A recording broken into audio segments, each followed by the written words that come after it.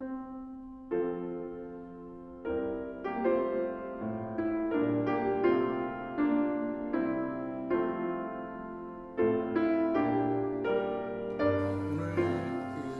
사람들이 요새 세상에 보면 어떤 정치인을 두고 늘 초딩 수준이다라고 얘기를 하면서 그 사람을 비난하고 또 그 사람의 행보에 대해서 이렇게 여러 가지 말들이 많은 것을 보게 되는데, 초등학생이 이렇게 잘못됐다는 것이 아니라 적어도 이 정치를 하려면 초등학생 정도의 사고력을 가지고는 안 된다라는 거죠. 더 넓은 포용력을 갖고 또 통찰력을 가지고 미래를 이렇게 짊어지고 전 국민들의 안전과 또 보호를 위해서 이런 것들을 해내려면 적어도 이 국가의 지도자가 되려면 초딩에서는 안 된다라고 생각을 하는 것이죠. 많은 사람들이 자기의 능력 밖의 일을 하고자 하죠. 어떤 사람은 각각의 주어진 그 능력들이 다 다를 수 있어요. 은사가 다른 것처럼 다를 수 있는데 그 능력에 맞게 뭔가를 할 때 그게 좀 아름다운 것 같아요. 그러니까 이제 우리가 뭘 하든지 우리 하나님 앞에서 게으르지 않고 또 부지런하게 무엇이든지 하면 그것이 참 귀하고 복된 것인데, 이게 분에 넘치는 일을 하겠다고 하면 여러 가지 면에서 어떻게 보면 스텝이 꼬이는 거예요. 그래서 이제 넘어지게 되기도 하죠. 이게 이제 성경 해석과 관련해서도 그런 생각을 해보게 됩니다. 이제 구구단을 못 외운 사람이 수학 선생님이 수학 문제를 잘못 풀었다라고 한다면 어떻게 될까요? 구구단을 외우지 못하는 사람이 고등학생 형이 풀어놓은 방정식을 잘못됐다라고 말하면 그건 또 어떻게 될까요? 이 사람들이 이제 워낙 무지하다 보니까, 그러니까 우리가 창세기에서 공부했지만 사람이 너무 무지하잖아요. 그런데 이제 어떤 책을 하나 보니까 쇼킹하게 어떤 지식을 하나 알게 됐어요. 그래서 이제 그걸 가지고 이게 이제 굉장히 자기는 많이 한 거라고 생각하는 거죠.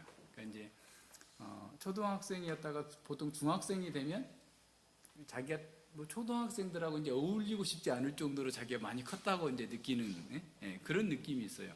혜윤이도 그럴 거예요.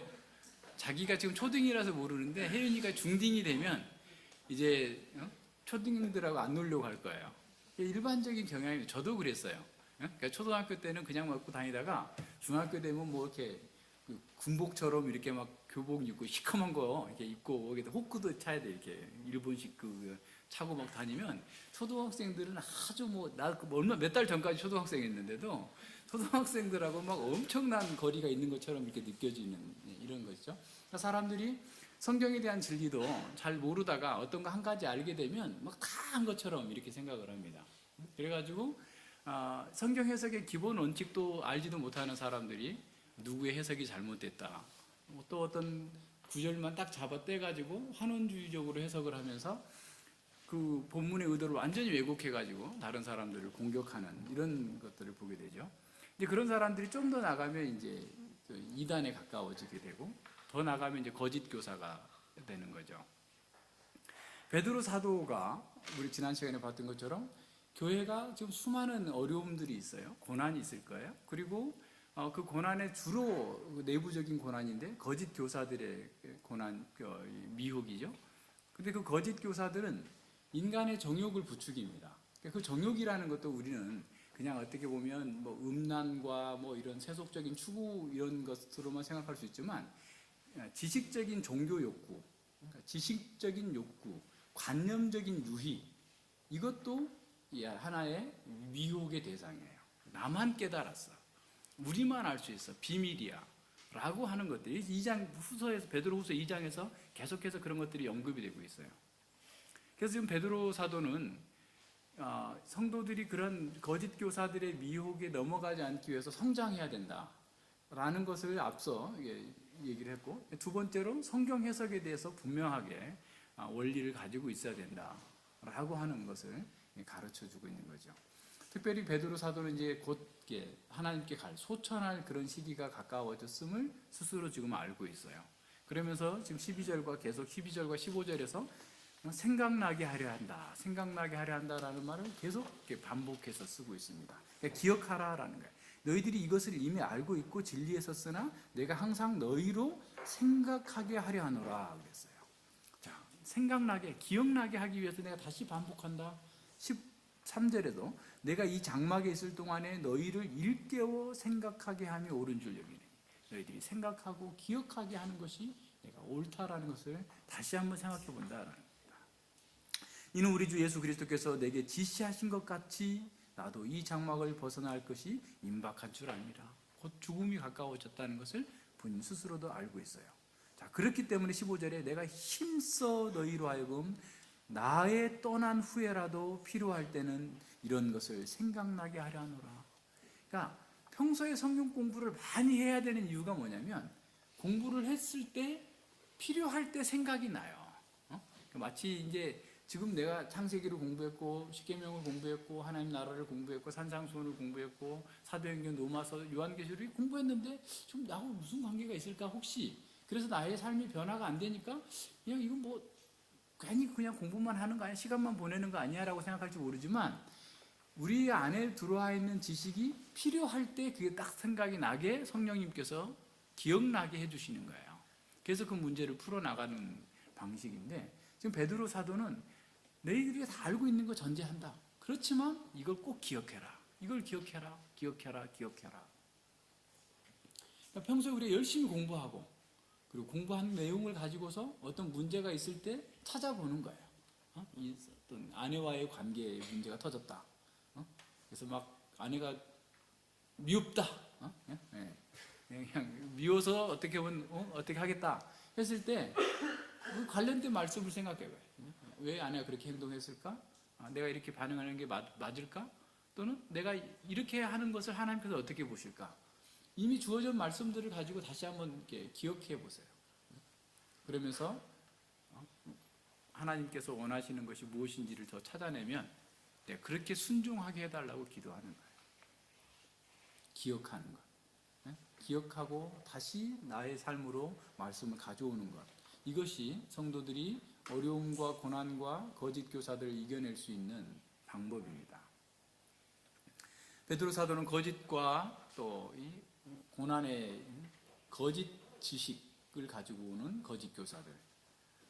근데 그 거짓 교사들이 그냥 뭐 성경에 속하지 않은 것을 가져오면 사람들이 거기에 안 따라가죠. 근데 성경에 있는 걸 가지고 얘기하는 거예요. 성경을 가지고서 해석하고 적용하는데 그게 이제 굉장히 큰 문제를 야기시키는 게 하수는요. 이 거짓 교사들도 하수가 있어요. 하수가 있고 중도가 있고 이제 고수가 있죠. 그러니까 거짓 교사들 중에서 가장 하수는 거짓이 금방 드러나요. 설교 한 편만 딱 들어봐도 저건 말할 가치도 없는 사람이 되고 한 중간쯤 되는 사람은 몇 번 들어봐야 돼. 한 3번, 4번 정도 들어봐야 이 사람의 문제가 뭔지 성경 해석이 어떤지를 들어볼 수 있는데 고수인 사람은 거의 별로 표시가 안 날 정도예요. 거의 표시가 안 나요. 그런데 그걸 가지고 자기 추구하는 거예요. 그러니까 사람들이 속아요. 그러니까 전하는 내용은 거의 비슷해요. 그래서 심지어 예수님께서 뭐라고 말씀하셨어요? 양의 탈을 쓴 일이라고 했어요. 그러니까 그분이 전하는 건 다 맞는 말인데 근데 문제가 있어요. 어떤 문제가 있어요? 전해야 할 것을 빼놓고 전해요. 모르는 거죠. 무슨 말인지 아시겠죠? 여러분들이 그 고수들을 찾아낼 수 있는 고수가 돼야 돼요. 무슨 말인지 아시겠어요? 그러니까 우리가 성경 해석의 원리에 능통해서 그러한 고수들도 이 사람이 뭐 문제가 있구나 라는 것을 분별할 수 있어야만 거짓 교사들에게 넘어가지 않는단 말이죠. 그걸 모르니까 이게 다 맞는 말만 하니까 맞구나 하고 따라가는데 실제로 중대한 것들을 빠뜨릴 수가 있어요. 그래서 잘못된 가르침을 전하는 사람들은 하수고 바른 가르침을 전하면서도 어떤 것들을 빠뜨리는 사람들이 있어요. 그러니까 이 가령 베드로 후서를 전하는데 거짓 교사들에 대한 경고를 하지 않는 사람들이 있어요. 어떻게 그게 가능할까요? 장맛빛 속에 비 안 맞고 가는 거나 똑같은 거예요. 계속 지금 거짓 교사들에 대해서 대항하고 있는 말씀을 전하면서도 거짓에 대해서, 거짓 교사들에 대해서 심각하게 문제 제기하지 않고 다 넘어가는 사람이 있어요. 실제로 봤어요, 저는. 이거 대단한 사람입니다. 자, 이런 것들을 우리가 잘 분별해낼 수 있어야 됩니다. 그래서 베드로 사도는 이 앞에서 내가 정말 이 복음 사건은, 내가 너희들에게 전했던 그 복음 사건은 사람들이 공교하게 만든 얘기가 아니다. 아주 그냥 치밀하게 짠 어떤 그런 소설 같은 얘기가 아니고 정말 내 직접 경험한 것이다. 그리고 그걸 체험했고 또 그런 말씀대로 살아본 사람으로서, 또 평생을 이 복음을 위해 산 사람으로서 이건 다 정확하다. 그런데 우리는 이제 어떻게 해야 되느냐? 하나님의 말씀은 하나님께서 우리를 위해서 주신 것이기 때문에 또 다른 어떤 초자연적인 경험이나 초자연적인 베드로와 같은 어떤 내용들을 체험하려고 하지 말고 하나님께서 이미 주어진 이 계시의 말씀들을 잘 해석해야 된다라고 해야 됩니다. 말씀하고 있습니다. 하나님의 말씀을 사사로이 푼다라고 해서 사사로이 푸는 사람들. 그러니까 하나님의 말씀을 그 말씀이 주어진 원래의 배경과 의도를 떠나서 자신의 정욕과 자기의 목적을 위해서 이렇게 사용하는 사람들, 이런 사람들이 사사로이 푸는 사람들이죠. 이런 사람들은 잘못된 전제를 보통 가지고 있습니다. 그 전제가 잘못되어 있는 경우가 많아요. 그러니까 이제 물론 모든 성경 해석자들은 전제가 없을 수는 없어요. 우리가 교회 전통으로서 또 신앙 고백의 전통을 늘 가지고 있지만 그 전통을 가지고 전통적인 신앙 고백, 사실은 교회의 성경 해석은, 목사의 성경 해석은 2000년 교회사의 성경 해석과 일치해야 돼요. 정통적인 해석과 일치해야 된단 말이에요. 그렇다고 해서 잘못된 것까지 또 일치해야 된다는 것은 아니고, 그러니까 그래서 신앙 고백이 심하게, 그래서 이제 심하게 말하는 사람들은 신앙 고백서가 또는 신앙 고백이 성경 해석의 기준이 된다라고도 말해요. 그러나 성경은 성경 자체가 해석해 주는 것이죠. 그래서 성경을 잘 해석할 때 이 성경이 주어진 의도를 잘 파악해야 되는데, 그러지 않고 자기가 어떤 전제를 가지고 있으면서 그게 잘못됐다라고 어떻게 자기 전제를 가지고 보게 되면 또 그렇게 보여요. 그래서 이단들이 그렇게 성행하는 겁니다. 가령 우리가 율법 해석의 원리라는 우리 소책자가 있는데, 소논문 정도죠. 그리고 늘 공부하는, 서론적으로 공부하는 내용이 있는데, 이 사람은 전제를 가지고 어떤 사람이 본다. 그러면 그것도 틀려 보이는 거예요. 문제가 있는 것처럼 보이고 있는 거죠. 자기 전제가 잘못되어 있는 걸 생각하지 않는 거예요. 그러니까 이런 내용들이 굉장히 많아요. 마치 구구단도 못 외우는 사람이 사실은 수학 선생님의 수학 문제를 잘못 풀었다라고 얘기하는 것처럼, 일반적으로 사람들이 성경을 잘 알지도 못하고 성경 해석의 원리나 그 본문의 문맥을 무시하면서 자기의 잘못된 전제를 가지고 자꾸 성경을 보고 또 다른 책들을 보게 되면 그것만 보입니다. 그래서 여러분이 눈을 크게 뜨고 하나님께서 나에게 기적을 베풀어 주시옵소서라고 하면서 기적만 찾아가지고 기적에다가 동그라미 치고 형광펜을 막 써서 보세요. 그러면 성경은 온통 기적을 행하라, 이렇게 나갈 거예요. 또 선교사로 가고 싶다, 이런 마음이 가득 잡혔어. 그럼 나가라, 선교하라, 그것만 보여요. 막 글자가 다른 건 하나도 안 보이고 이때만 보여요. 그래서 막 그걸로 이제 인해서 막 가슴이 두근두근 뛰면서 이제 막 나가는 거예요. 행동하는 거예요. 자기의 전제가 그렇게 돼 있기 때문에 그래요. 그래서 사사로이 푸는 겁니다. 이런 사람들이 이미 베드로 시대부터 그리고 지금 2000년 교회사까지 계속해서 있어요. 그래서 2000년 교회의 역사는 성경 해석의 오류의 역사라고 할 수 있을 정도로 오류를 가진 사람들이 그렇게 많습니다. 그래서 해석이 잘못되면 교리가 잘못되고, 교리가 잘못되면 삶이 잘못되게 돼 있어요. 그러니까 바른 진리 안에 설지 않으면, 진리 안에 있지 않으면 그 삶은 바르게 될 수가 없습니다. 가령 예를 들어서 세상에 정말 탁월한 의사인데 이혼도 하고 뭔가 못된 짓을 할 수가 있어요. 근데 탁월한 그리스도인이 이혼하고 간음하고 막 범죄하고 이렇게 다닐 수 없어요. 왜 그래? 그 말씀 자체가, 그 탁월하다는 말, 또 신실하다는 말 그 자체가 그 말씀에 순종한다는 것을 의미하고 있어요. 말씀에 순종하지 않는 해석자들, 말씀에 순종하지 않는 교수들, 목사들은 결국 자기 안에 모순을 갖고 있는 거예요. 네모난 동그라미와 같은 거예요. 앞뒤가 안 맞는 내용이라는 거죠. 그러니까 우리 역시 그걸 잘 생각해 봐야 됩니다. 자, 예언은 왜 그렇게 해야 되나 보세요. 21절 보세요. 예언은 언제든지 사람의 뜻으로 낸 것이 아니고 오직 성령의 감동하심을 입은 사람들이 하나님께 말한 것이니라. 그러니까 예언의 말씀은 성령의 감동하심을 입은 사람들이 하나님께로부터 받아서 말한 것이기 때문에 다른 일반적인 문서들처럼 사사로이 해석하면 안 돼요. 예를 들어서 문학 작품들은 사사로이 해석할 수밖에 없고 그것이 또 다양하게 해석되는 것이 굉장히 좋은 작품이다, 불후의 명작이다 라고 일컬어질 수 있어요. 그렇지만 성경은 그렇게 해서는 안 된다는 거예요. 왜냐하면 성령의 감동하심 때문에, 성령의 감동하심을 통해서 말씀이 주어졌기 때문에. 이 감동하심이라는 말은 무엇을 따라서 옮겨지다, 무엇을 쫓기다라는 의미를 가진 그런 단어예요. 따라서 예언의 말씀은 성령 하나님에 의해서 붙잡힌 사람들이 성령 하나님께서 말하게 하심을 따라서 기록하게 한 것이기 때문에 단지 인간적인 생각, 사상으로 그걸 풀어서는 안 된다는 겁니다. 자, 그래서 이제 디모데후서 그 3장 16절에서 모든 성경은 하나님의 감동으로 된 것으로 교훈과 책망과 바르게 함과 의로 교육하기에 유익하니라고 말씀하죠. 여기서 말한 하나님의 감동, 하나님께서 숨을 불어넣어 주시다 그런 의미죠. 하나님께서 인간 저자들을 주장하셔서 영적인 진리를 깨닫게 하시고 그 진리를 기록하게 하셨다라는 거예요. 이것을 성경의 영감이라고 그래요. 인스퍼레이션. 그러니까 하나님께서 성령께서 그 성경을 기록하게 하셨다라는 거죠. 그래서 그러나 성경이 영감을 이렇게 우리가 믿는다고 할지라도 대부분의 사람들 성경의 영감을 믿지 않아요. 그냥 하나의 문학 작품으로 봅니다. 그러니까 서구에 있는 많은 신학교 교수들도 자유주의에 빠져 있는 사람들은 그냥 문학 작품, 고대 문서 정도로 봐요. 그래서 이제 아예 학부 이름 자체가 이렇게 달라져요. 예를 들어서 뭐 성경을 연구하는 어떤 신학과 또는 뭐 구약학과 이런 게 무슨 고대 근동 문학과 뭐 이렇게 뭐 이런 식의 이제 그 아예 그 학과 이름 자체까지 바뀌는 그런 상황들이 있는데, 그러니까 믿지는 않아도 그냥 고대 좋은 문서로서 문학 작품으로서 셰익스피어의 어떤 작품을 연구하듯이 그렇게 연구하는 사람들이 굉장히 많죠.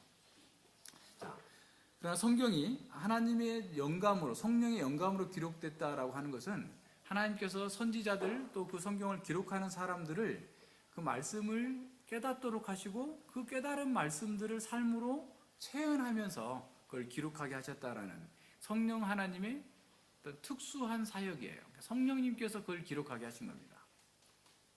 자, 그런데 이런 성경의 영감을 이해하는데도 사람들이 몇 가지 다른 성경이 영감됐다라고 얘기를 하면서도 또 그 영감에 대해서 달리 얘기하는 사람들이 있어요. 그러니까 자연적인 영감이라고 하는 이해하는 사람들은 셰익스피어의 작품이 워낙 방대하고 탁월하기 때문에 그 사람이 가지고 있는 세상과 인생에 대한 통찰력 너무 대단해서 그런 식의 영감을 받았다. 그러니까 성경의 저자들도 그러니까 인간의 문학가들이 가질 수 있는 그런 정도의 영감을 가지고서 성경을 기록했다라고 생각하는 사람들이죠.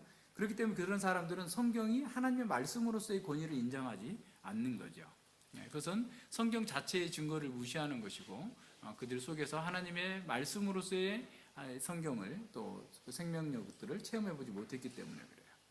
두 번째 그 영감 이론은 기계적 영감이라고 그래요. 그래서 이제 가끔 어떤 누구의 그림인지는 잘 모르겠는데 성경의 저자가 마태가 성경을 기록하고 있는데 천사가 귀에다 대고 이렇게 그 불러주는 것 같은, 그게 무슨 하여튼 서구의 유명한 화가의 그 그림이 있어요. 그러니까 이제 마치 천사가 내 귀에다가 성경의 저자에게 마태에게 기록해서 마태는 그냥 받아 적기만 한 것처럼 이렇게 생각하는 거야. 그건 이제 기계적 영감을 믿는 거죠. 그렇게 받지는 않아요. 하나님께서 사람들을 이렇게 사용하실 때 그런 식으로 기계적으로 사용한 예는 거의 없어요. 심지어는 그 발람 선지자 같은 경우에도 기계적으로 말하지 않잖아요. 자기가 그걸 받고 그것을 자기 인격으로서 표현해서 말하고 있잖아요. 그런 기계적 영감론은 성경의 풍성한 증거를 왜곡하고 있는 거죠. 세 번째는 이게 부분적인 영감입니다. 그러니까 모든 성경이 하나님의 영감으로 된 게 아니고 어떤 부분만 됐다라는 거예요. 사단의 말도 영감됐냐? 그렇게 생각하는 거예요, 사람들은. 그리고 요즘에도 그런 성경이 많이 있는지 모르겠는데, 어떤 성경은 복음서에 보면 예수님의 말씀에는 빨간 글씨가 있고 다른 것은 이게 검정색 글씨로 있는데, 그런 영향을 받은 것이죠. 그러니까 예수님의 말씀만이 영감받은 거고, 이게 이런 것만 영감받았지 다른 것은 아니다, 이렇게 생각하는 사람들이 부분적인 영감입니다. 역시 우리 성경과는 맞지 않는 내용이죠. 네 번째는 완전 축자 영감이죠. 그러니까 성경의 모든 부분과 모든 그 내용들이 이렇게 영감되었다라는 거예요. 모든 부분이 하나님의 영감으로서 기록되되, 하나님께서 그 말씀을 기록한 인간 저자들이 그냥 기계적으로 사용한 것이 아니라 그들의 인격과 삶, 그 모든 것들을, 그들의 개성들을 하나도 손상시키지 않으면서도 진리를 전달하게 하셨다라고 하는 거예요. 그러니까 우리 개혁파에서는 이런 축자 영감을 기억하고 주장하고 또 그렇게 믿는 것이죠.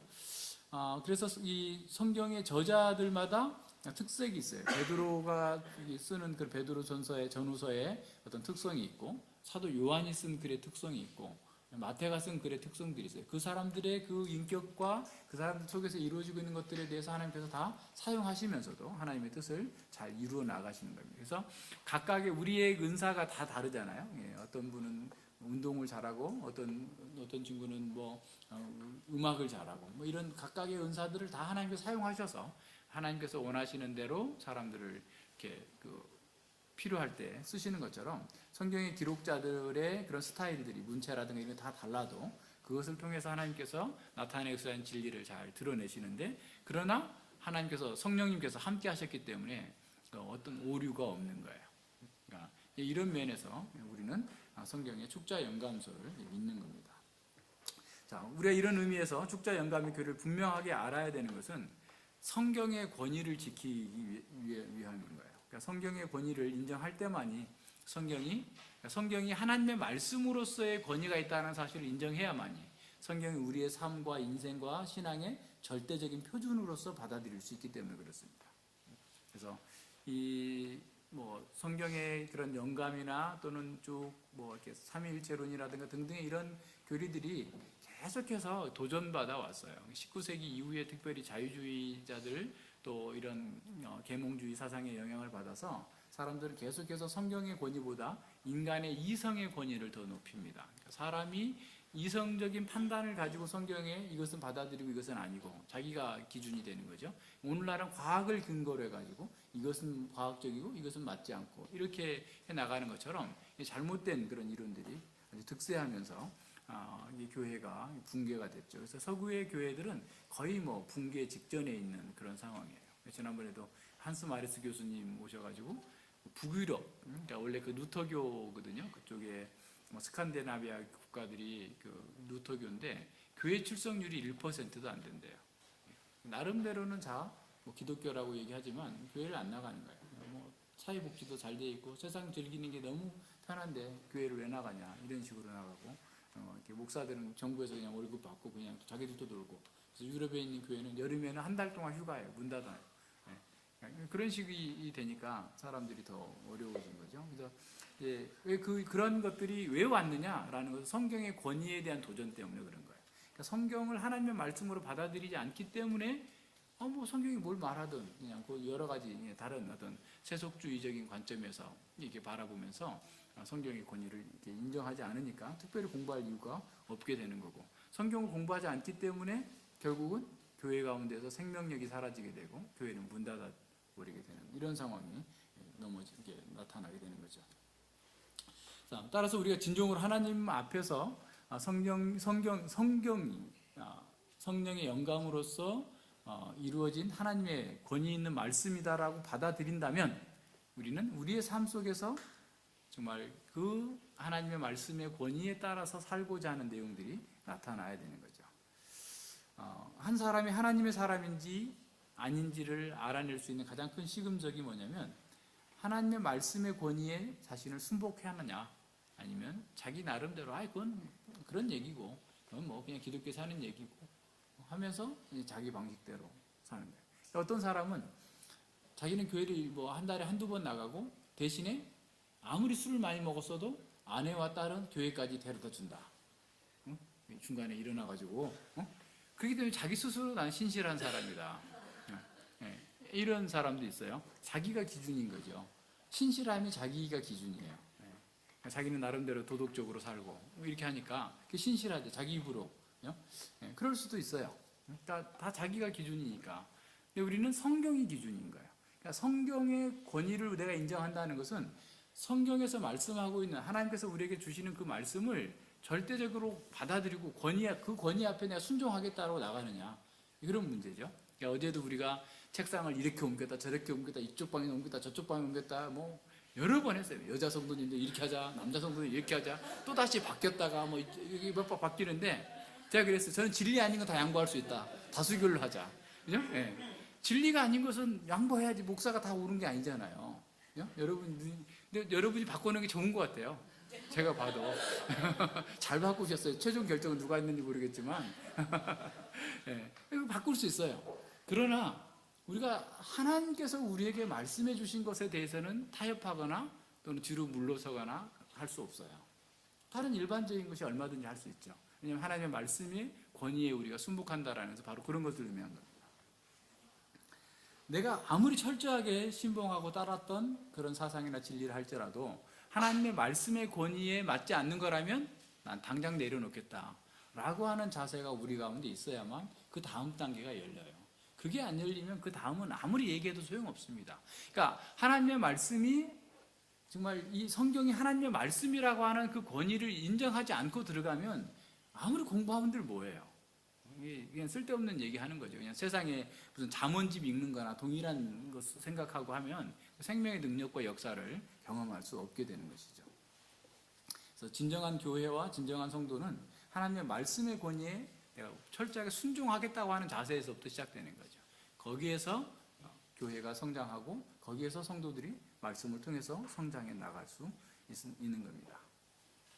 자, 사단은 늘 공격하는 방법이 바로 그거예요. 하나님의 말씀에 대한 권위를 의심하게 하는 거죠. 최초 에덴 동산에서도 마찬가지잖아요. 참으로 하나님이 그렇게 말씀하시더냐? 그렇다면 하나님이 좀 이상하지 않냐? 그 정말 하나님 말씀 맞아? 이렇게 이제 시작되는 거예요. 꼭 그 말씀만이 진리라고 해야 돼? 우리의 삶의 방식을 하나님께서만 정해야 된다고? 하나님은 너무 지나친 독재자 아니야? 사단은 늘 우리에게 얘기하는 거야. 자, 남편은 아내를 사랑하고 아내는 남편에게 복종하라. 하나님 말씀이에요? 절대적인 진리예요? 세상에서는 그런 게 어디 있어? 응? 말이 되는 소리야? 늘 뭐 우리는 어떤지 모르겠는데 사람들은 아예 그 무시하고 살죠. 우리의 삶에 있어서 질서를 이렇게 잘 가져야 된다라고 얘기를 해도 그냥 그거 다 무시하고 사는 거예요. 무슨 영향이겠어요? 어려서부터 계속 학교에서도 뭐 이게 그냥 어느 누구의 권위를 인정하지 않고 그냥 사람만 이렇게 자기만 높여주고 자기만 하나님처럼 자기가 마치 하나님인 것처럼 살도록 계속 교육하고 있잖아요. 그러니까 아이들이 요새 5살짜리 아이들이 자꾸 말대꾸를 하는 걸 보면서 물론 아이들도 자아가 성장하니까 말대꾸를 하는 거죠. 그런데 그런 생각을 한번 해봤어요. 아이들 속에서도 이 자기 선악 판단의 기준이 있는데 이 기본적인 전제가 아빠 엄마의 말이 옳다 또 가르침을 받아야 된다라는 그런 어떤 전제들이 다 사라져가고 있는 것 같아요. 그래서 전에도 한번 몇 년 전이죠. 한 7, 8년 전인 것 같은데 어떤 아이가 제가 어디 그 마트에서 이렇게 뭔가를 상품이 잘못됐든지 어쨌든지 교환하려고 갔는데 제가 뒤에 꼬맹이가 섰어요. 한 뭐 5살 정도 되는 아이가 서 있는데 자기가 빨리 해달라고 막 재촉을 하는 거예요. 그래서 제가 뒤를 돌아보면서 야, 조금만 기다리는 것도 배우는 거야 라고 얘기를 했더니 한번 저를 위아래로 딱 쳐다보면서 왜 처음 봤는데 반말해? 5살짜리 아이가 제가 더 이상 할 말을 하면은 애한테 수치를 당하겠더라고요. 위아래를 한번 쫙 훑어보면서 근데 얼마나 예쁘게 생겼는지 몰라요. 공주같이 생겼어요. 뭐 외모는. 근데 왜 처음 봤는데 반말해? 지도 반말해. 내가 반말했다고. 그래서 그래서 저런 아이 이렇게 키워놔서 나중에 어떻게 될까 이게 상상만 해도 끔찍한 그런 내용이 드는데 권위를 인정하지 않는 거죠. 자기가 원하는데 자기가 권위의 중심에 서 있다고 하니까 그런 사람들에게 성경의 권위를 인정하고 성경이 하나님의 말씀이다. 강설로서 주어지는 말씀에 우리가 순종해야 된다라고 얘기하는 것이 얼마나 어려운 얘기겠어요. 사단은 사람들을 계속해서 높여줍니다. 사단의 전략이에요. 높여줘요. 계속 자존감이 문제야. 넌 정말 너무 사랑받기 위해 태어난 사람이고 너야말로 정말 네가 신이고 딴 데서 신을 찾지 말고 네 안에 신이 있고 네가 하는 것이 다 옳은 거야 라고 하면서 계속해서 인간을 높여주는 거죠. 그렇게 높이면 하나님 말씀을 인정하지 않는 거예요. 계속 그렇게 나타나는 거예요. 이런 면에서 사단은 계속해서 오늘날 성경을 읽는 사람들에게도 그것만 보이게 만드는 거예요. 그러니까 하나님의 말씀으로 주어진 그 성경마저도 자기의 욕망을 추구하는 대로 이렇게 가도록 만들어주는 겁니다. 광명한 천사처럼 나타나죠. 계속해서 사람들에게 열정적으로 성경을 연구하게 해요. 그런데 그 성경 연구가 자기 추구의 방편이 되도록 만들어주는 것이죠. 결국은 자기를 섬기는 것은 하나님을 대적하는 것이기 때문에 그게 악한 거예요. 이게 우리가 이제 우리의 시간, 우리의 자원, 이게 다 하나님께로 왔어요. 그런데 내가 하나님께 내 자신을 드립니다라고 하는 것은 어떻게 보면 구약의 이스라엘 백성들이 훈련했던 것처럼 안식일에 온전히 하나님께 드림으로써 내가 하나님의 사람이다. 하나님께로부터 내 시간이 주어졌다라는 사실을 고백하는 것이고, 그리고 그 나머지 모든 시간에도 하나님 안에서 안식을 누리고 하나님을 예배하는 것으로 안식을 누려야 된다라고 하는 것으로 훈련을 받는 것이죠. 또 우리에게 가지고 있는 재물도 우리가 하나님께 11조를 드린다고 할 때 이 모든 것이 하나님의 것입니다 라고 하는 사실을 인정하고 다른 모든 것도 하나님의 뜻대로 사용하겠습니다 라고 하는 신앙 고백이 거기에 담겨 있는 거잖아요. 그런데 사단은 계속해서 너가 위해서, 시간도 너를 위해서 사용하고 돈도 너를 위해서 사용하고 네가 가지고 있는 모든 것들이 너 자신을 위해서 사용하는 거다 라고 얘기하는 거죠. 그러면서 성경을 가르치는데도 성경을 사용하면서도 그 성경을 가지고 너를 위해서, 이 얼마나 교묘합니까? 잘 생각해 보세요. 그 이단들의 특징은 죄에 대해서 그렇게 심각하게 여기지 않는다는 거예요. 왜냐하면 아예 죄를 말하지 않는 게 또 오히려 이단들이 더 추구하는 방식이죠. 자기들이 정해놓은 어떤 틀 안에서 벗어나지 않으면 죄라고 여기지 않고 성경적으로 나타나는 어떤 도덕법의 계명들 속에서도 그걸 죄로 인정하지 않습니다. 계속해서 성경을 가지고서 속임수를 쓰는데 성경을 바르게 알지 못하면 계속해서 사단에게 넘어가요. 사단의 괴계는 굉장히 다양하고 또 복잡한 것처럼 보이지만 사단은 하나님이 아니기 때문에 창의적이지도 못해요. 쓰던 방법 그대로 씁니다. 전략과 전술은 동일해요. 전략은 동일하고 전술은 다양할 수는 있지만 어쨌든 그 별 내용이 아니에요. 하나님의 말씀을 가지고 자기를 높이게 하는 거예요.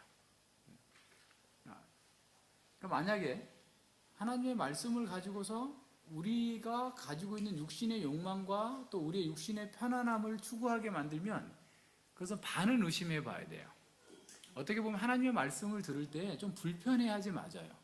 왜냐하면 우리가 부패되어 있기 때문에 하나님의 말씀을 들으면 계속 우리가 찔림을 받고 어떻게 보면 우리의 허물이 드러나고 우리가 어떤 게 온전치 못하기 때문에 계속해서 하여튼 말씀으로 책망을 받으면서 그걸 버리면서 나아가야 되는데 그런 것 자체가 없으면 이미 반은 의심해 봐야 될 정도로 심각한 문제가 있는 거죠. 사단은 계속해서 성경을 가지고서 사람들을 미혹하는데 그게 그때 상황에 따라서 사람들에게 무엇이 먹힐지를 잘 아는 거죠. 그러니까 돈을 좋아하는 사람들에게는 돈과 관련해서 하나님 말씀을 인용하게 하죠. 그래서 심지어는 책도 그런 거 나오잖아요. CEO 예수. 그러니까 예수님께서 가르친 대로 하면 사업에서 성공한다. 또 이제 자기 치유를 또 목표로 하는 사람, 또 자기 연민, 상담학 이런 사람들은 또 상담자 예수, 이런 식으로 해서 자꾸 사람들을 높이는 거예요. 그렇게 하나님의 말씀을 이용해서 오히려 자신들의 그 추구하는 바를 이렇게 얻도록 만드는데 사용하고 있는 것이죠. 베드로 사도는 이 교회와 성도들이 이 사단에게 속지 않으려면 말씀 가운데에서 더 분명하게 알아야 된다. 그래서 정말 영적인 전쟁을 준비하게 하는 노련한 교관과 같이 우리가 성경을 어떻게 해석하고 또 풀고 나가야 될지를 말씀해 주고 있는 거죠. 성경에 영감을 부인하는 사람들을 이제 다음으로 하고 첫 번째였다면 두 번째는 뭐냐면 성경을 잘못 해석하는 거죠. 사사로이 푸는 것을 관련해서 얘기하는 건데, 이 사사로이 푸는 것, 또 잘못되게 해석하는 것, 이게 이제 굉장히 큰 위험이 있죠. 그래서 이제 가톨릭 교회에서는 개인이 성경을 해석할 수 없다. 교회만이 성경을 해석할 수 있는 권위가 있다라고 해가지고 교회가 자기들이 원하는 대로 성경을 해석하게 되는 거죠. 잘못되게 해석하는 거고 오류의 가운데 빠뜨리는 겁니다. 자신들의 그 교리를 이용하기 위해서. 그래서 어떻게 보면 가톨릭에서는 성경보다 자신들의 교회의 권위를 더 높게 둬요. 그래서 이제 이런 면에서 오류를 갖게 되는 거죠. 많은 면에서 그렇습니다. 그래서 중세 교회는 거의 말씀이 안 보인다 할 정도로 심각해져 버린 그런 상황이 됐죠. 이런 상황 속에서 하나님께서 암흑 속에서 개혁자들을 일으키셔가지고 빛을 들어서 하나님의 말씀을 들고 회복하도록 만들었는데, 그것이 이제 종교 개혁이죠. 종교 개혁의 성경으로 돌아가자라고 했던 그 성경으로 돌아가자라는 그 내용 자체는 사실은 성경의 바른 해석으로 돌아가자라는 거예요. 성경의 해석이 잘못된 오류의 가운데 있었던 성경 해석으로부터 바른 성경 해석의 원리로 돌아가자라고. 성경의 권위를 높이고 성경의 권위 안에서 그들이 진정으로 살아갈 수 있도록 만들어주는 그런 상황으로 나가는 거죠. 그러니까 성경을 지금도 보면요, 아주 성경을 잘못 해석하는 사람들 가운데 이제 아까도 얘기했지만 한 중급 정도 되는 분의 목사님의 설교를 제가 전에 들어본 적이 있는데, 앞서 얘기했죠. 하급, 중급, 고수. 이 중급 정도 돼요. 그분은 적용은 다 맞는 말을 합니다.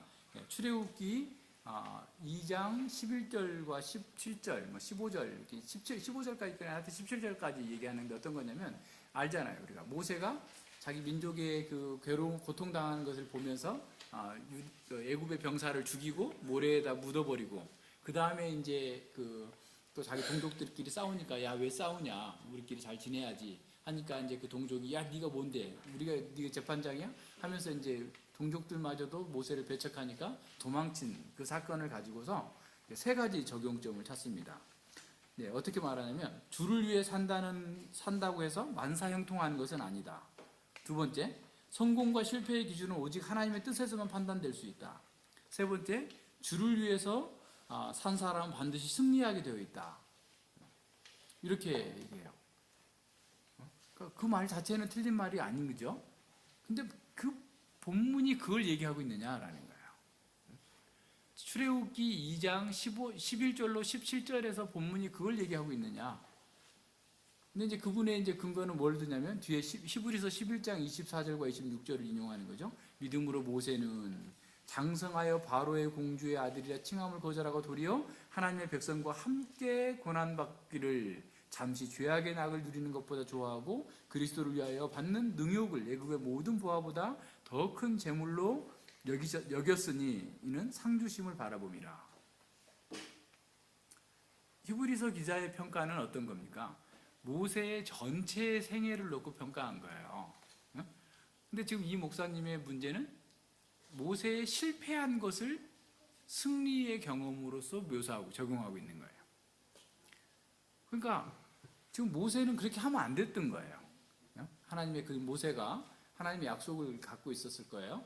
자, 아브라함의 후손에게 가나안 땅을 주시겠다는 약속을 가지고 있었고, 그래서 자신이 지금 바로의 왕궁에서 자랐기 때문에 자기의 힘과 능력으로 40세나 돼서 애굽의 모든 학술과 학문에 능통한 자가 되어서 내 힘으로 내 백성의 고난에서 내가 구원해야 되겠다 하고 나갔다가 오히려 좌절한 사건이에요. 그래서 이제 광야 미디안에 가서 40년 동안 고통당하다가 야, 너 80세가 돼서 내가 너를 쓰겠다라고 라고 불러도 저는 못합니다 하다가 이제 왔던 사건이잖아요. 그러면 어떻게 되겠어요? 자, 하나님의 약속이 있다 할지라도 자기 힘과 능력으로 성취할 수 없었음을 모세는 이것을 통해서 깨닫게 되었습니다 라고 하고, 그러면 적용도 마찬가지죠. 우리 하나님의 뜻대로 살고자 해도 내 힘으로 하려고 하면 실패할 수 있습니다. 이렇게 본문이 지금 출애굽 2장에서 말하고 있는 본문의 적용점을 그렇게 잡아가야지, 지금 뭐 뒤에 가서 히브리서 기자가 모세의 전체 생애를 놓고 평가한 것을 가지고 들어놓으면 실제로 그 본문에 대한 의미를 놓치게 되는 거죠. 이게 잘못된 적용인 거예요. 많은 선량한 목사님들도 실수하는 그런 부분들입니다. 며칠 전에는 어떤 목사님의 설교를 제 페이스북에 친구 있는 어떤 분이 탁월한 설교다, 교회에 대해서 이렇게 잘 설교해 준 분이 없다라는 식으로 이렇게 링크를 걸었어요. 그래서 궁금해가지고 한번 들어봤어요. 42분짜리 설교인데 아마 기도 포함해서 42분인 것 같은데 38분 정도까지 제가 끝까지 참고 인내하면서 또 재미도 있더라고요. 그래서 이제 들어봤어요. 마태복음 16장에서 그 베드로의 고백을 가지고 교회에 대한 얘기를 한 2분 정도 하고, 그 다음부터는 자기네 교회가 이 시골 동네로 왔다. 그래서 이 시골 동네의 역사와 유래를 보자 해가지고 뭐 신라 시대에 무슨 유명한 채치원, 뭐 저기 당나라에 가가지고 뭐 황소토 경문을 쓴 사람, 또 뭐 그 사람이 여기 사람이고, 또 뭐 모카씨를 가져온 문익점이 또 여기 사람이고, 또 그 뭐 문익점이 또 그 전해준 또 일본에 가서 뭐 일본의 나고야에 무슨 도요다라는 어떤 사람이 그걸 또 자동 방지 기계를 만들어 가지고 결국 도요다 자동차가 만들어졌다고 같이 뭐 등등의 얘기를 쭉 하는데 35분 이상 그 얘기를 하더라고요. 재밌더라고요. 또 보니까.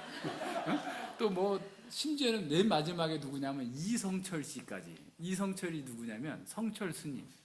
근데 그 동네에서 거기 출신이래요. 그러면서 뭐 알았다. 그러면서 마지막에 결론이 뭐냐면, 이런 지역에 우리 교회가 세워졌으니 하나님 나라에 기여하는 사람들을 키워내자.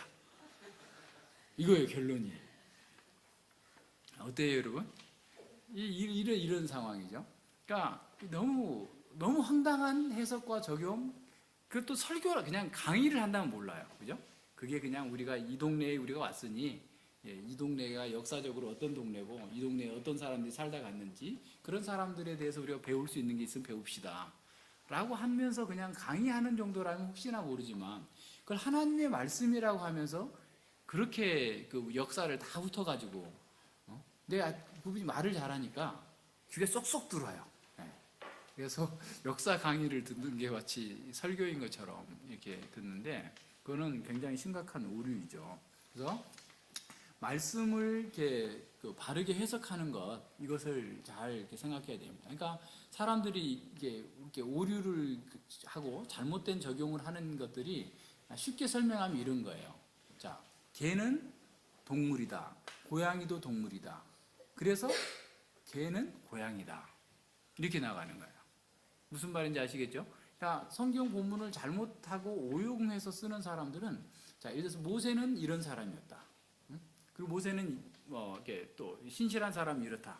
그래서 모세는 이렇게 신실하다. 모세의 모든 생애를 그냥 한꺼번에 토탈해서 이렇게 묶어서 잘못 가게 만들어버리는 방식으로 나가는 거죠. 근데 성경을 해석할 때도 그런 경우 굉장히 많아요. 율법과 복음과의 오해도 그런 데서 출발하는 거예요. 율법은 구약의 거고 복음은 신약의 거다. 그래서 율법과 복음이 다르다라고 생각을 해요. 에스겔서, 예레미야서에서 새 언약을 말씀하시고 예수님께서 새 언약을 제정하셨을 때에도 새 언약으로서의 그 율법이 새겨지는 판이 다르다고 그랬지 자체가 다르다고 하지 않았어요. 무슨 말인지 알겠어요? 율법은 돌판에 새겨져 있었기 때문에 그들이 하려고 해도 할 수가 없었어요. 근데 새 언약 안에서는 그 신비에, 마음의 비석에 우리 율법을 기록해 두셨기 때문에, 그래서 더 이상 누가 얘기하지 않아도 성령 안에서 거듭난 사람은, 새 언약 안에 있는 사람은 율법을 따라서 행하기를 애쓴다라고 나온 거예요. 신구약 성경의 통일성입니다. 근데 사람들은 전제를 그렇게 하고 있는 거예요. 그러니까 자꾸 엉뚱하게 보이는 거죠. 모든 면에서 그래요. 굉장히 심각한 문제죠. 늘 거기에 이제 사람들이 부딪혀 오게 됩니다.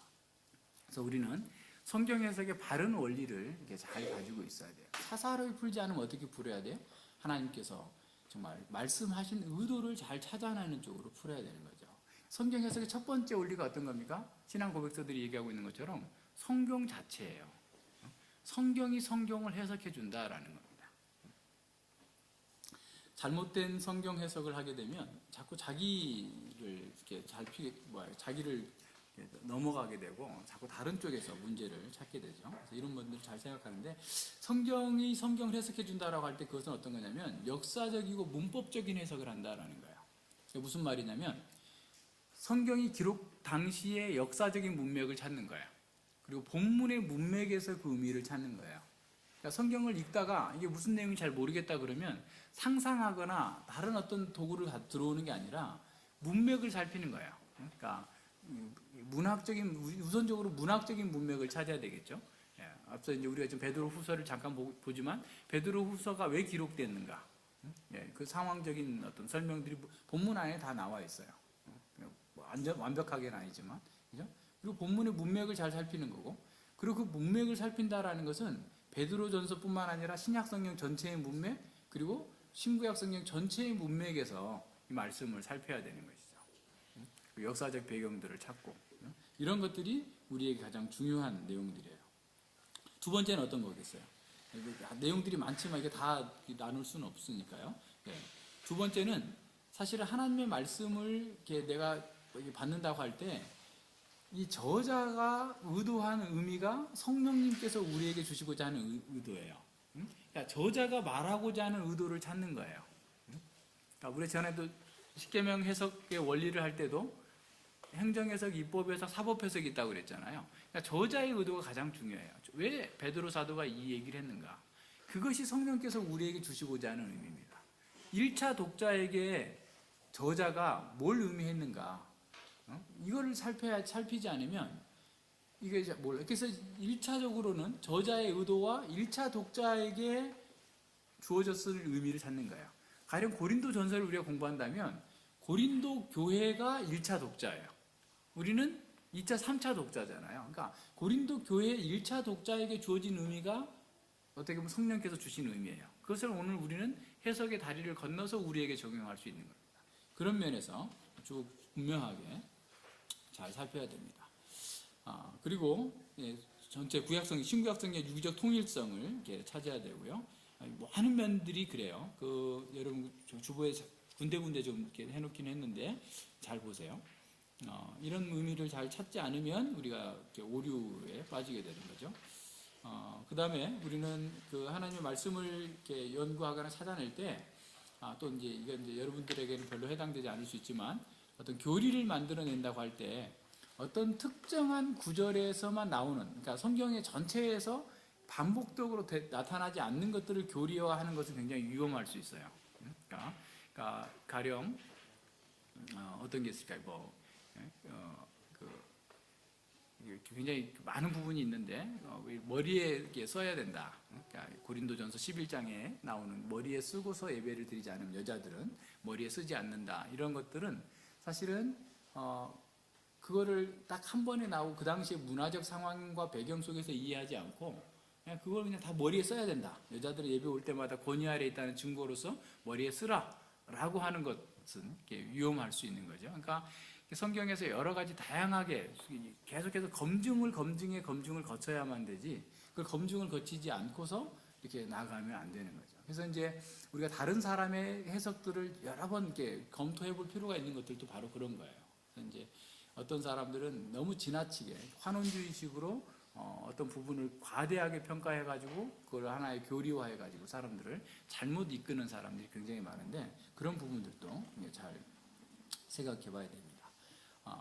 그래서 이 병행 구절들이 있는지 이것들을 잘 살펴야만 되는 것이죠. 그리고 또 하나의 원리는 장르에 맞게 해석해야 된다고 그랬죠. 늘 우리는 성경은 과일 바구니와 같이 여러 가지 장르의 글들이 있어요. 법이 있고 시도 있고 내레이티브, 산문도 있고 또 복음서도 있고 또 묵시문학이라고 하는 어떤 예언서라고 하는 이런 새로운 장르들이 다양하게 이렇게 겹쳐 있기 때문에 어떤 것들을 동일하게 동일한 방법으로 해석을 하면 안 돼요. 그러니까 시를 법률서적처럼 해석하면 안 되는 것처럼, 또 법률서적을 시처럼 해석하면 안 되는 것처럼 각각의 장르에 맞게 그렇게 해석하도록. 그래서 성경에는 아주 부유하게 하나님의 말씀은 굉장히 부유하면서도 또 정확하게 우리에게 주어져 있어요. 그래서 이런 그 두 가지를 잘 이렇게 사용해서 하나님께서 사용하시고 있는, 또 성경 저자들이 사용하고 있는 문학적인 기법과 방법들, 또 문학적인 구조들, 또 그들이 사용하고 있는 언어적 기호법들에 대해서 우리 능숙해졌을 때 거기에서 의미를 잘 이렇게 이해할 수 있다라는 사실들을 기억해야 됩니다. 이러한 우리가 성경 해석의 원리들을 바르게 잘 알고서 해석한다면 성경은 우리를 진리 안에서 하나님께 예배와 찬양을 드리도록 인도해 줄 수 있습니다. 또한 고난 가운데 있는 우리들에게 말할 수 없는 위로와 기쁨과 소망을 주실 것입니다. 그래서 우리가 이런 하나님의 말씀을 신실하게 읽고 묵상할 때 하나님의 사람으로서 더욱더 이렇게 성장해 갈 수 있는 은혜가 우리에게 주어지게 되는 것이죠. 그래서 하나님 말씀을 바르게 주어진 대로 해석하기 위해서 우리는 여러 가지 노력을 해야 되죠. 그래서 하나님 말씀은 나와 또 세상과 모든 영적 세계를 해석해 주는, 그러니까 우리가 말씀을 해석하지만 결국 말씀이 우리를 해석해 줘야 돼요. 이렇게까지 나가야만 우리의 삶이 변혁될 수가 있습니다. 그래서 이것들을 계속해서 내가 말씀을 해석하고 말씀이 나를 해석함으로써 점점점 하나님의 사람으로 온전케 되어지는 그런 상황으로 나아가게 되는 거죠. 우리가 하나님의 말씀으로 자신과 세상을 바르게 해석하고 하나님의 말씀으로 인도함을 받게 될 때 우리는 진정으로 하나님의 빛을 반사하고 전하는 그러한 그리스도의 편지가 될 수 있습니다. 우리는 세상을 이기고 진정으로 하나님과 동행하는 기쁨을 누리게 될 것입니다. 그래서 베드로 사도는 이 어둠의 세상을 지나가는 동안에 성경의 온전한 주의를 기울여야만 한다라고 우리가 가르칩니다. 성경에 주의하면서도 성경을 사사로이 풀어서는 안 된다라는 것. 그러니까 잘 모르겠으면 그냥 이렇게 숙제로 남겨두세요. 꼭 얘들이 물어봤는데 모르겠으면 모르겠는데 내가 나중에 목사님한테 물어봐서 가르쳐줄게 하고 이렇게 해야지, 상상해서 자꾸 얘기해버리면 안 돼요. 그래서 이제 가정 예배를 할 때도 우리가 이미 다루어진 본문을 가지고 해야지, 그러지 않으면 명확하지 않는 것들을 우리가 말함으로써 확정이 돼요, 우리 마음속에. 그래서 그것들이 잘못되게 만드니까 늘 그런 것들도 주의해야 됩니다. 자, 우리가 하나님을 기쁘시게 하고 그 뜻을 행하기를 원한다면 우리 역시 성경의 바른 해석의 원리에 익숙하게 사용할 줄 알아야만 되죠.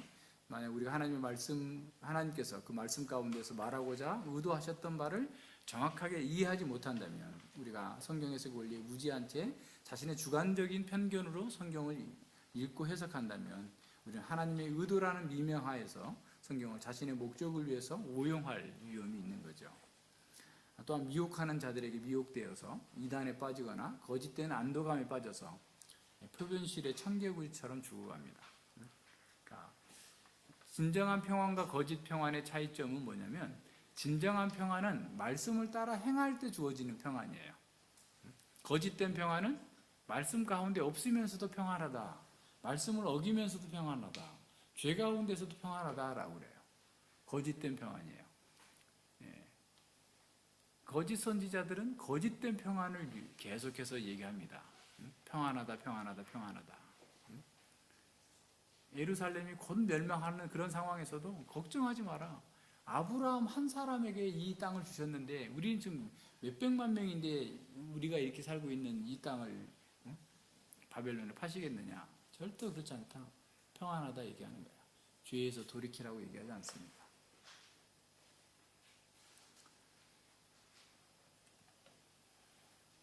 진정한 평안은 죄에서 돌이켰을 때 오는 거예요. 이거 잘 기억해야 됩니다. 자,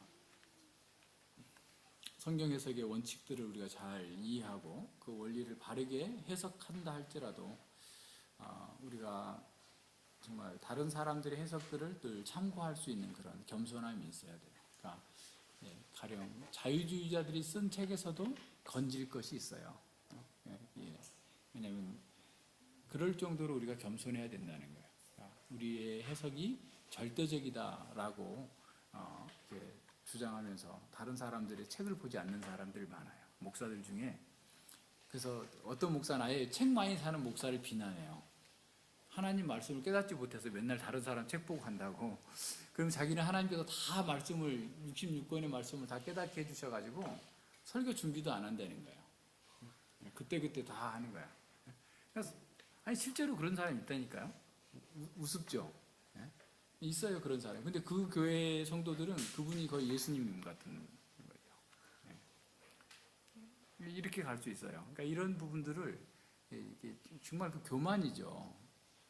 그러니까 교회사 가운데서 2000년 교회사 가운데에서 하나님 성령님께서 사용하셨던 그 수많은 신실한 사람들의 그런 저작들을 그냥 깡그리째 무시하고 자기만이 마치 다 깨달은 것처럼 얘기하는 사람들이야말로 정말 심각한 문제가 있는 거죠. 그래서 이런 모든 성경을 할 수 있는 사람은 일단은 거듭난 사람이고, 그리고 거듭난 사람 가운데서 겸손하게 성령 하나님을 의지하면서 기도하면서 구하는 사람이어야 됩니다. 그래서 거듭나지 못한 사람들은 정말 보화가 뭔지를 모르기 때문에 별로 좋아하지 않습니다. 자, 우리가 이런 말씀들을 잘 이렇게 공부하고 난 뒤에 그런 말씀을 받아들이지 않는 사람들이 있어요. 그랬을 때 어떻게 할까? 우리가 이제 연민을 가지고 또 사랑 가운데에서 계속해서 그들을 권면하고 돌아오도록 얘기하지만 결과적으로 그걸 이렇게 받지 않는 사람들, 그 교리 가운데 들어오지 않는 사람들에 대해서 어떻게 해야 될지 요한이서 1장 1장 8절로 11절에서 이렇게 말씀합니다. 너희는 너희를 삼가 우리의 일한 것을 잊지 말고, 역시 기억하라는 거죠. 우리가 가르친 것을 잊지 말고 오직 온전한 상을 얻으라. 그러니까 잊지 말고 행하는 것을 통해서 온전한 상을 얻는 거죠.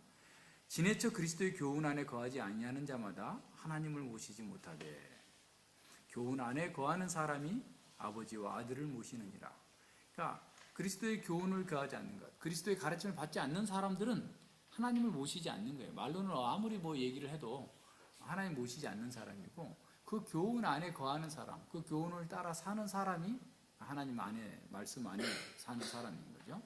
누구든지 이 교훈을 가지지 아니하고, 다시 말해서 그리스도의 교훈 안에 따라 살지 아니하면서 너희에게 나아가거든 너희에게만 교제하자고 한다면 집에도 드리지 말고 인사도 하지 말라. 그에게 인사하는 자는 그 악한 일에 참여하는 자가 된다. 그러니까 성경 해석을 잘못하면서 엉뚱하게 악의적으로 교회를 공격하고 하나님의 말씀을 훼손하는 사람들과 같이 어울리지 말라는 거예요. 그런 사람은 그 일에 참여하는 것과 동일하다라는 거예요. 이런 면에서도 잘 생각해 봐야 됩니다. 자, 바른 해석을 통해서 바른 교리가 정립되고 바른 교리 안에서 바른 삶이 나옵니다. 말씀의 근거에서 사는 사람들이 모인 교회가 영적으로 더욱더 건강하고 힘차게 하나님 나라의 사명을 감당하고 또 힘있게 주님의 영광을 드러낼 수 있는 거죠. 성경을 영감하시고 또 기록하게 하신 성령 하나님의 은혜가 우리 모두를 성령 가운데로 이끄시고 조명해 주심으로써 우리가 하나님의 온전하신 뜻을 깨닫고 그 말씀에 순종해 주시기를, 순종할 수 있는 사람이 되기를 위해서 기도하면서 우리가 말씀의 사람, 기도의 사람, 빛의 사람으로 이 시대의 어둠 가운데에서 고통당하고 있는 사람들에게 복음을 전할 수 있는 바른 해석 근거에서 또 바른 적용을 통해서 그 말씀을 구현하면서 복음의 빛을 드러내는 그리스도의 편지들이 될 수 있기를 바랍니다. 기도합니다. 하나님 아버지 감사를 드립니다. 이 어두운 시대 가운데 밝은 빛으로 우리에게 하나님의 말씀을 주셨고, 그 말씀을 통해서 우리가 우리 자신을 해석하고 세상을 해석하고 역사를 통찰하는 가운데 우리에게 주어진 시간, 우리에게 주어진 자원을 하나님께서 원하시고 기뻐하시는 선한 일을 위하여서 더욱더 기쁨과 즐거움 가운데 순종하며 섬길 수 있도록 은혜 주셨음을 인해 진실로 감사를 드립니다. 이 시대에 오류가 만연한 세상 가운데에서 저희들에게 바른 진리의 말씀을 주셨사온데 그 말씀이 그냥 우리 가운데 머물러 있는 것이 아니라 우리 가운데 살아 역동성 있게 세상 가운데 주님의 영광을 드러내는 대로 나아갈 수 있도록 함께하여 주시옵소서. 타락한 그 노아 시대와 같이 많은 사람들이 하나님의 말씀을 듣고 예배한다고 하면서도 자기중심적인 쾌락에 빠져 살고 있는 이런 시대에 우리는 하나님의 말씀을 준행하는 것으로 하나님의 방주를 예비했던 그 노아처럼 이 시대 가운데 진정으로 깨어서 주님의 뜻을 이루고 주님의 나라의 영광을 구현하는 선한 백성으로서 살아갈 수 있도록 함께하여 주시옵소서. 감사드리며 예수님 이름으로 기도드립니다. 아멘.